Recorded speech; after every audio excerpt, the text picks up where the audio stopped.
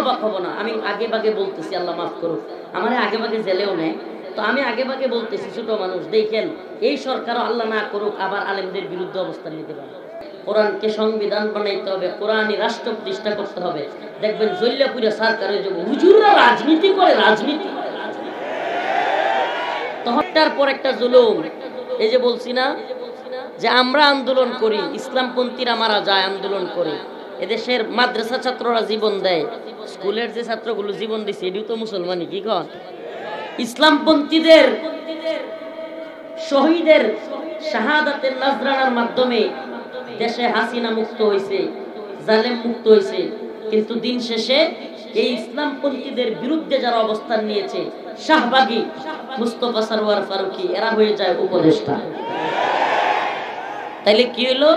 ওই যে ওই চরিত্র, ফাইদা রাকিবু ফিল ফুলক দাউল্লাহ মুখলিসিনা লাহুদ্দিন, সব সুর বাটপার সবগুলো একেবারে হুজুরের পক্ষে এসে বসি। আন্দোলনটা যখন চাঙ্গা হয়ে গেছে গা, সবগুলো হুজুররা একটু নামেন, ছাত্ররা একটু নামেন। ছাত্ররা জীবন দিল। এদেশে এই হাসিনার সরকারের সবচেয়ে বেশি জুলুমের শিকার হলো আলেম ওলামা। যেই পরিমাণে জুলুম আলেমদের উপরে করছে, এদেশের সর্বজন শ্রদ্ধেয় আলেমদেরকে কারাগার থেকে হত্যা করে বের করেছে। এদেশের সর্বজন শ্রদ্ধেয় আলেমদেরকে দাড়ি ধরে টানা হিচড়া করেছে, জেলে নিয়া, রিমান্ডে নিয়া, ফাঁসিতে নিয়া পর্যন্ত ঝুলাইছে।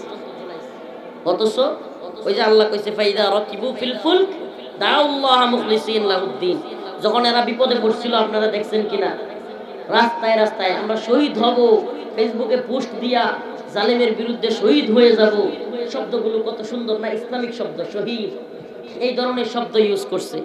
এখন কি এই নেতাদের মুখ থেকে এখন শুনবেন বিভিন্ন দলের, আমরা মৌলবাদী চাই না। ভাষায় পিটানি দরকার না তোর মৌলবাদী। এই বয়ান কোত্থেকে শিখছে? আগে ভারত শিখাইছে, এখন আমেরিকা শিখায়। আমরা স্বাধীন হইতে পারি নাই কিন্তু, মানে আমার কথা মনে হয় বুঝতেছেন না, না বুঝাইতে পারতেছি না। আমরা কিন্তু স্বাধীন হইতে পারি নাই, মানে আগে গোলামি চলতো পাকিস্তানের, ৭১-এ সেটা বাদ। এরপরে শুরু হয়েছে ৭১ পর থেকে একেবারে ২০২৪ পর্যন্ত গোলামি চলছে ভারতের। কোন জায়গা? এখন শুরু হয়ে গেছে আবার আমেরিকায়। আমরা কবে মুক্ত হবো, কবে স্বাধীন হবো?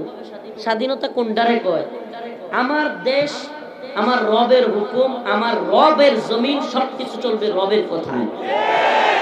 ইসলাম বিরোধী কোনো তৎপরতা হতে পারবে না। আমরা আমাদের জিনিসগুলো আমরা ঠিক করব।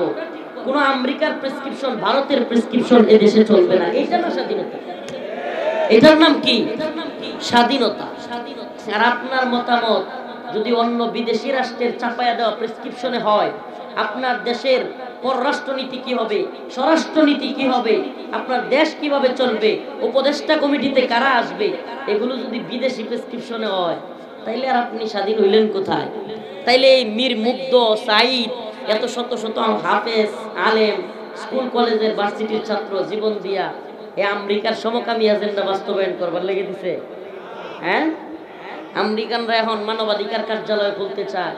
মানবাধিকার কার্যালয় আমেরিকার বা জাতিসংঘের যে কয়টা রাষ্ট্রে আছে, ইথিওপিয়া, চাদ, উগান্ডা, নাইজার, এই সমস্ত রাষ্ট্রগুলোতে যেগুলো যুদ্ধ বিধ্বস্ত, এই সমস্ত রাষ্ট্রগুলোতে গিয়া জাতিসংঘ সহায়তার নামে সমকামিতাকে প্রচার করে। আর এখন বাংলাদেশে এই মানবাধিকার কার্যালয় খুলতে চায়। তাহলে কি বোঝা যায় আমাদের মান তাদের চোখে বাড়ছে না কমছে? চাদ, নাইজার, আফ্রিকা, ওই সমস্ত রাষ্ট্রগুলোতে মানবাধিকার কার্যালয় আছে। এখন আমাদের এখানেও মানবাধিকার কার্যালয় খুলতে চায়। আমরা বিরোধিতা করেছি। এখন কি করছে?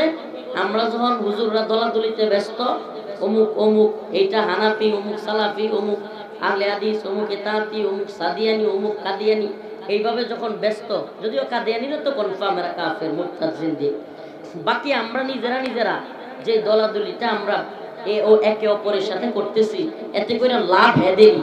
এগুলো নাস্তিকদের, এগুলো ষড়যন্ত্র, এগুলো গোয়েন্দা ষড়যন্ত্র, এগুলো অনেকে জানবেই না। হুজুরদেরকে ভিন্ন খাতে ব্যস্ত রাইখা উপদেষ্টা হবে নাস্তিক প্রেমী শাহবাগীরা। এতে করে কি হবে? 4 দিন পরে এরাই আলেমদের বিরুদ্ধে। আমি অবাক হব না, আমি আগে ভাগে বলতেছি, আল্লাহ মাফ করুক, আমার আগে ভাগে জেলেও নেয়।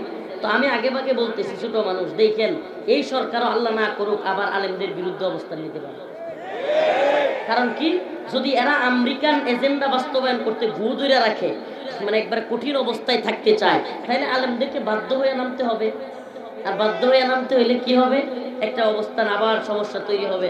আর এরা আবারও চিন্তা করবে, আগে ভারতের কথায় শেখ হাসিনা হুজুরদেরকে ধরছে, এরাও চিন্তা করবে যদি এখন আর এই সামসামির কাম নাই, আমরা আমাদের অধিকার আদায় করতে শিখছি আলহামদুলিল্লাহ।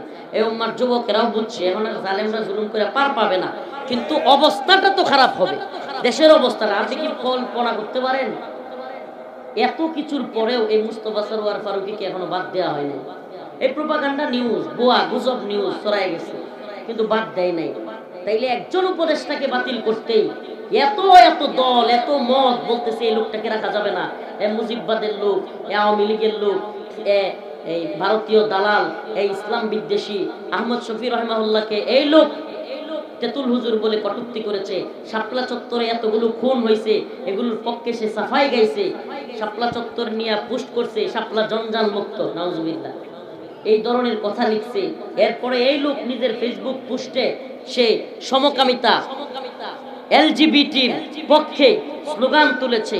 এত কিছুর পরেও একটা ব্যক্তি যদি শহীদদের মিছিলে, যে সরকার গঠিত হয়েছে কিসের মিছিলে, শহীদদের মিছিলের উপর দিয়া স্মুথলি না, আপনারা কেউ ভোট দিছে আর আপনি গিয়া সরকার হয়েছেন এমন না, বরং অনেকগুলো ছাত্র, আলেম, হাফেজ শহীদ হইয়া আপনাদেরকে বসানো হয়েছে।